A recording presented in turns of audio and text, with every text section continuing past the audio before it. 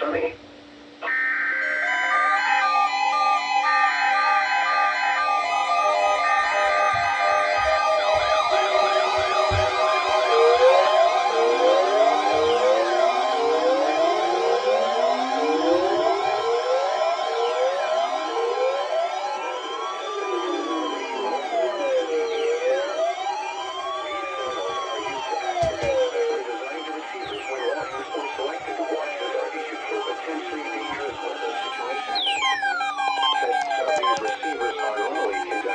Wednesday between the hours of 11 a.m. and 12 noon.